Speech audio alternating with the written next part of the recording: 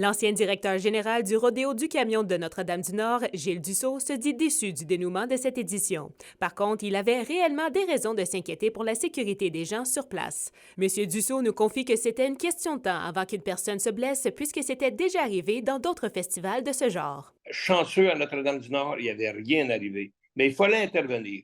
On discutait avec les gens disaient il va arriver quelque chose de grave un jour. Mais le jour, il ne fallait pas attendre que ce soit un membre de notre famille ou un membre de la communauté qui soit blessé gravement. Gilles Dussault a fait part de ses constatations avec le ministère des Transports et au ministère de la Sécurité publique, entre autres. Monsieur Dussault précise que les camions étaient auparavant plus petits, donc moins dangereux sur les routes. Aujourd'hui, c'est changé. On a des camions dans la classe B, A et B qui sont des camions qui ne servent qu'à faire des compétitions. Ils sont boostés, ils sont avec des forces de moteur extraordinaires et c'est, à mon avis, non conforme sur le petit circuit du rodéo du camion à Notre-Dame-du-Nord sur une route numérotée. L'actuel président du Rodéo du Camion, Luc Lafontaine, était conscient des dangers. Il affirme avoir fait tout son possible pour sécuriser les lieux.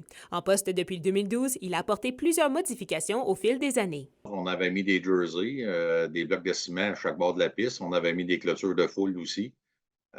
Si tu regardes l'an passé, c'était pas assez. Il a fallu mettre des jerseys à une certaine distance de la ligne blanche. Après ça, c'est des clôtures de 8 pieds et non des clôtures de 4 pieds. Les trucks, je pourrais dire, qui sont rendus très sécuritaires. Je vais te donner un exemple. Les moteurs dans le A sont attachés. Fait que les moteurs ne peuvent plus sortir du hood comme c'était déjà. Fait qu'à chaque année, on rajoute des règlements. Il regrette que les courses n'aient plus lieu sur une côte puisque c'était un élément qui se distinguait des autres festivals. Notre-Dame-du-Nord, on est connu à travers le monde justement pour la côte. Des courses pas comme aux autres places, etc. Fait que non, c'est très, très triste. C'est unanime, les deux hommes souhaitent le grand retour du Rodéo du Camion pour l'an prochain. D'ailleurs, Luc Lafontaine est à la recherche d'une nouvelle piste privée qui correspond aux normes des assurances. Kimberly Hall pour RNC Nouvelles.